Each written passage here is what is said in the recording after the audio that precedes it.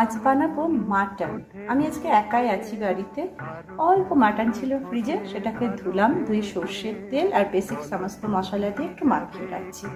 এই একটা টমেটো দিয়ে দেবো চেরিস, আর এখানে পেঁয়াজ রসুন আদা কেটে রেখেছি, গ্রাইন্ড করবো।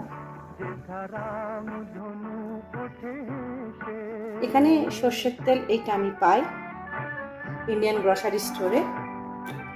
আজকে আমি মাংস বানাবো নিজের জন্য, ঝাল ঝাল করে। লাঞ্চে আমি একাই বাড়িতে, আমার হাজবেন্ড তো ঝাল খেতে পারে না, বাট আমি আবার ভীষণ ঝাল ভালোবাসি। এই যে সর্ষের তেল দিয়ে দিলাম, তেলটা গরম হোক, আলু ভাজা হবে। এই যে তেল গরম হয়ে গেছে, এরপরে আমি আলু আর পেঁপে ভেজে নেব।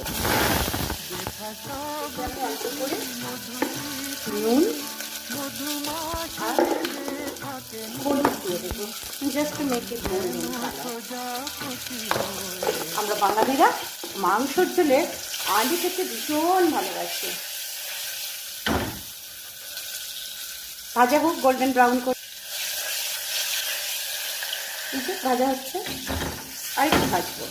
এবার হয়ে গেছে, আলু আর পেঁপেটা আমি তুলে উঠিয়ে রাখবো।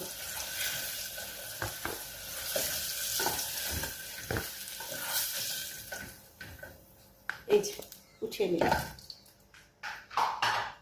এবার এতে আমি এই যে তেজপাতা, শুকনো লঙ্কা আর গোটা গরম মশলা, দারচিনি লবঙ্গ এলাচ দিলাম। আর যেটা দেব, 2-4 দানা চিনি পুড়িয়ে ক্যারামেলাইজড করলে কালার ভালো আসে, সেই জন্য। সো এটা একটু গরম হোক, আমি দিচ্ছি একটু পেঁয়াজ ফোড়ন, পেঁয়াজের ফোড়ন বলতে পারেন। একটু নাড়াবো, ভাজা ভাজা হোক হালকা করে, দিয়ে বেটে রাখা মশলাটা দেব।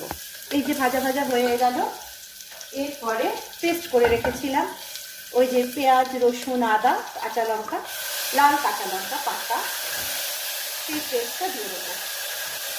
অল্প একটু জল হয়ে যাতে মশলাটা একটু কাঁচা গন্ধ বের করা পর্যন্ত হালকা করে ভেজে নিতে পারি।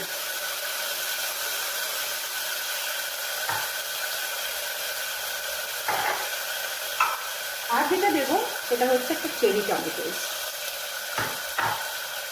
This one. Let it fry a bit. I will add some basic masala too, but after some time. এখন ভাজা হলো, এরপরে আমি মেশাবো হলুদ,